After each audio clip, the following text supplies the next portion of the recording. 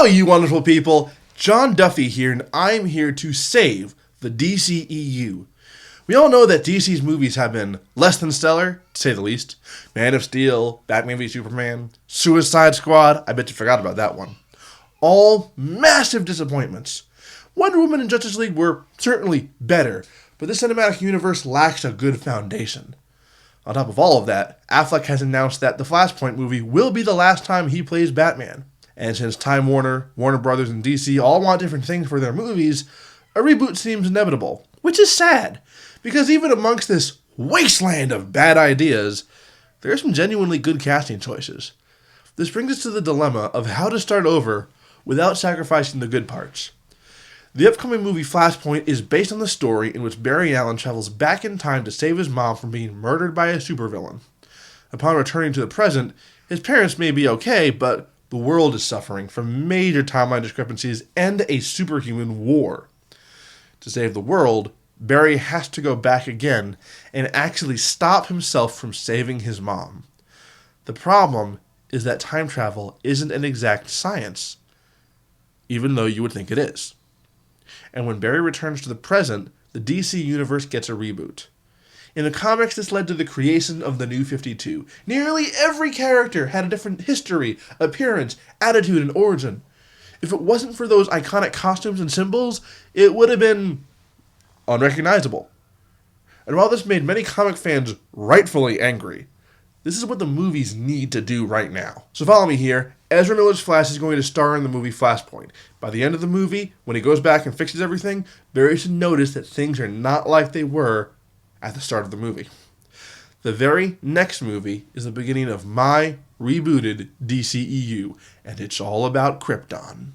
We start in the hallway of a government building. A young man is rushing to a meeting room with a bunch of papers in his arms. He's out of breath, he's running into people, he's barely holding on to his research. This guy is Jor-El, Superman's father. You can almost see the exact same clumsiness that Clark Kent pretends to have in Jor-El. But while Clark Kent only pretends to be a klutz, Jor-El actually is a klutz. I want to say one thing before we go further. I'm probably going to use a lot of Earth terms in this script to describe Kryptonian things. I don't want to bog this video down with coming up with alien names for stuff. All I ask is that you work with me whenever I use an Earth term to describe something on Krypton. Okay? Okay. Jor-El walks into the meeting room where another citizen is being berated by a member of the Science Council. This room is for petitions to be made regarding policy. This is not a floor for you nutcases to spread your doomsday prophecies. Just get out! Get out! As the petitioner leaves the room, the council member continues, the next person to come in here with end-of-the-world prophecies is going straight to lockup for the night. Jor-El is summoned to the podium to make his petition. Jor-El swallows hard as he goes to the podium. He stands there for about 30 seconds of awkward silence and hyperventilation. Clearly, he needs to present himself not as another crazy person, but as someone with actual research. Esteemed members of the council, I come to present some research that merits your attention. This research was collected through field studies that I conducted for a thesis paper I wrote. See, Jor-El is fresh out of college, so he's not, Marlon Brando or anything like that. Jor-El wipes the sweat from his face as he clears his throat. Now, the Science Council is a 10-member group of scientists that governs Krypton as the head of a one-world government. However, there are only 2 members at this meeting. Jor-El stammers, I was under the impression that I would be able to make my presentation for the entire council. If your research does indeed merit our attention, we will make sure that the other members see it. Jor-El accepts their answer, even if it is a bit of a lame excuse, and he inserts a small device containing his research into a port built into the podium. As his research appears overhead as an enlarged projection, Jor-El begins to state his thesis. Well, after many calculations, I fear that I have to inform you that Krypton's core has been damaged, possibly beyond repair. I believe that a research group better equipped than myself could and should be sent to explore the possibility that the core may be unstable. If you look at the... I'm sorry, interrupts one of the members of the council. Did you just say that the planet is going to blow up? No, sir. Okay then, good. So what are you saying? I'm saying if you look at this graph here, you'll see that best case scenario, Krypton, it may become unsuitable for life in another 10 years if there is no intervention. All right. The council nods. Yes, and in a much worse case scenario, and I'm sorry to say this is the one I think is more likely, Krypton may actually explode. The Science Council members stare Jor-El down with a blank, bored expression. And then we cut immediately to Jor-El being locked up in jail for the night. Jor-El leans against the wall, feeling extremely defeated. And then he recognizes a voice coming from outside the cell. Let me get this straight. You all locked up Jor-El because he tried to incite panic? Well, that's just what the councilman told me, sir. Jor-El presses his face up to the bars, or glass, or whatever they use for cells here on Krypton. Zod? Is that you? Zod, get me out of here, please! Hang on there, buddy. Hang on. I'm working on it. Hold on, says the guard. Zod? As in General Drew Zod? Zod smiles at the guy. I thought you looked familiar. Dude, you are a hero. You are my hero. Zod chuckles. It's okay. So, can we get my friend out of jail then? I promise to take full responsibility to protect the masses from his scrawny little arms. I'd have to check my superior about it, but I don't see why not. For you, of course. Jor-El pipes up again from the cell. They didn't listen to me, Zod. They didn't listen. Zod looks up towards the cell area. I never would have guessed, Mr. Inmate. Hang on, all right? Now we cut to Zod's car, half an hour later, as he and Jor-El are getting into it. They'd rather us all die than being bothered to even look at my work, says Jor-El. Now, you didn't lead with your name, did you? I'm not an idiot, Zod. I never told them my name. I mean, I guess I did when they processed me, but that's it. This is what I'm saying. They were never going to take you seriously. I should have been the one to go in there and tell everybody. At least I have some sort of authority.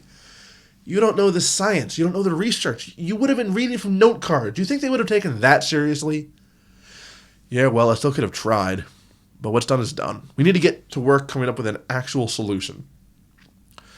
Jor-El is flabbergasted. What solution? I mean, you have an idea? Well, I have a few ideas. I mean, we could put together a bunker. You, Laura, and I, we can all just hide. Zod, the planet is going to explode. A bunker's not going to help. Okay, so we steal a ship. Shouldn't be much trouble. I mean, I'll have to steal it from the military, but, whatever. One man against the entire military. Could probably handle that.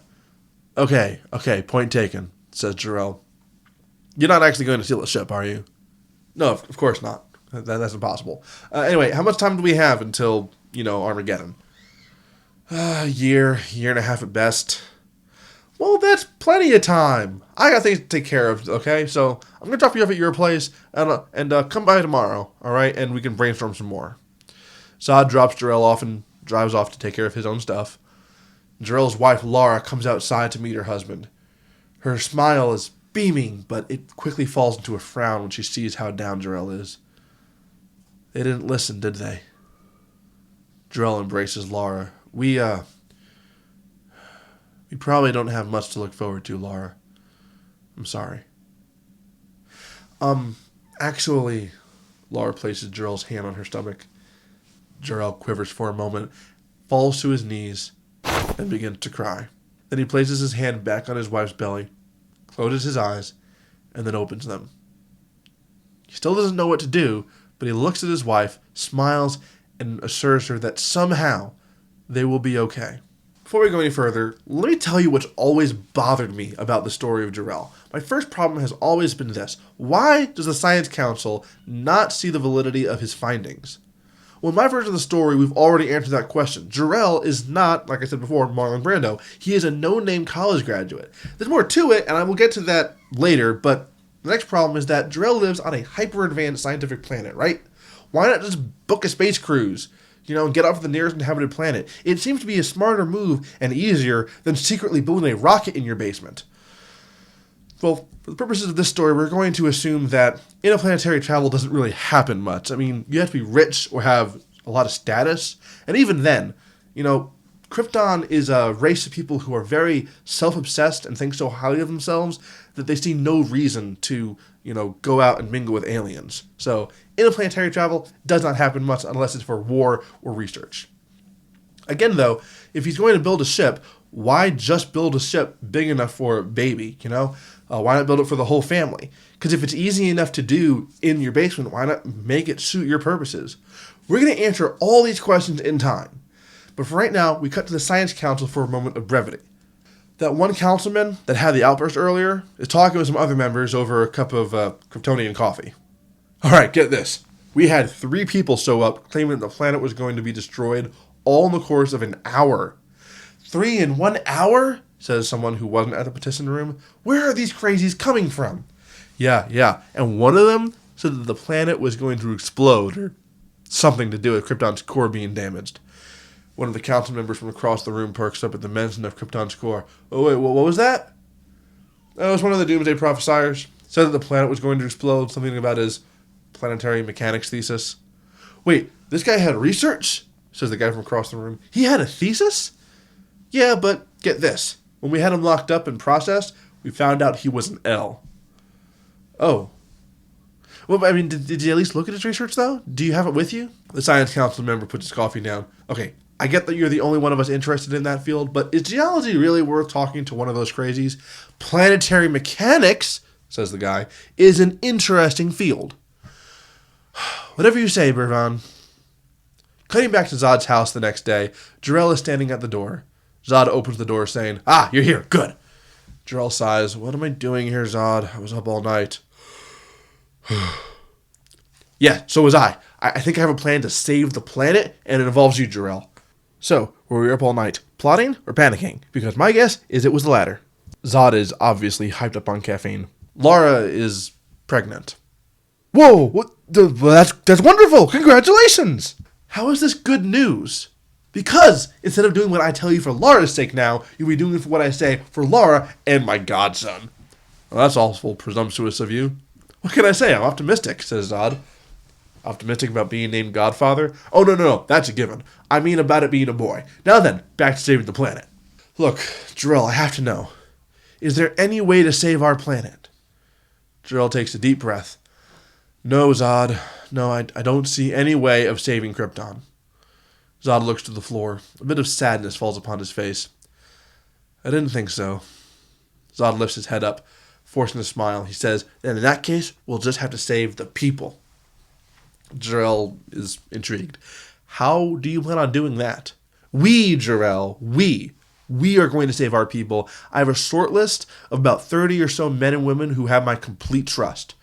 You said we have about a year before Krypton blows? Then that means we'll need to carry out my plans in half that time. We can't risk cutting things too close. Seriously, Zod, what are you planning? We're going to overthrow the Science Council. Whoa! Jor-El suddenly feels wide awake and is backing up. We can't overthrow the Science Council. What are you saying? I'm saying that the people of this world deserve a chance at life, even if the Council is too stubborn to give it to them. Yeah, but how does carrying out a coup save the people, and how are you going to do it with only 30 people? Oh, well, 32 if you count the 2 of us. I'm not a fighter, Zod. I don't need you to be a fighter. Look, I know 30 people who will follow my orders out of trust and respect. Being a war hero earns that kind of loyalty, and I guarantee you that once we've carried out the majority of this coup, the military will be at worst split on whether or not they want to go up against me or join me. You really are an optimist. You're crazy! Look, if we can corner the council in their own control room, we can expose the whole world to your research. The citizenry and the military alike will not stand up to us if they find out that the council was keeping them in the dark about their very lives being in danger. I mean, that might work, but how do we get the entire populace off planet in, half a year? Zod leans back. Oh, there's not enough ships in the whole military to evacuate the planet that fast. Once we're in the control room, though, we'll have access to the Phantom Zone. Zod, the Phantom Zone is for criminals. It's for the rehabilitation of criminals. And it's not like anyone inside could be hurt. Sure, we'd all be stuck there, but we could get out. That's where you come in. Zod explains that he needs Jor-El to build a few ships to carry Jor-El and his family and a couple of Zod soldiers to a safe, inhabitable planet. These survivors will each have devices to open the Phantom Zone and let out the rest of Krypton survivors. Zod, I appreciate how highly you think of me, but I don't have the means or the knowledge necessary to build even one ship. Look, if we're going to break into the control room, why not just use it to call for the Green Lanterns? Oh, we'll send a distress signal to the Lanterns as well, but I'm not going to stop there. We need to be actively carrying out our own rescue operation in case the Lanterns don't show up on time. As for your ability to help, come with me. Zod brings Jor-El downstairs to his basement. There are walls filled with gadgets, weapons, and prototypes of devices that have never been made available to the public. Jor-El, I know that you think you are just a lowly graduate who is powerless to save the people. But I see greatness in you, my friend. With proper planning, the right equipment, and a little bit of finesse, I know that you can not only help me save our people, but play an intricate role in doing so. We are going to save our people and our culture, Jor. And when we do, the mistakes of the House of El will be forgotten, and your name will be written down in history as the man who saved Krypton. Now, what do you say? Jor-El looks at his friend, takes his hand, and says, "Count me in, brother." And we have to stop it right there. At this point, you should have a lot of questions. Why is Zod such a good guy? How is Jor-El going to build these ships? They're not going to succeed in saving Krypton, are they? Why does the House of El seem to be a taboo matter? For the answer to these questions, you'll have to come back next time when we tackle Act 2 of this hypothetical movie. Thank you all so much for watching. Please, please, please tell me what you think about this movie thus far. I've been working on this movie concept for months now. I'm hoping to have part 2 out in the next couple of weeks. And if you liked this video, hit that subscribe button and the bell icon. We've got lots of other content coming your way, so stay tuned.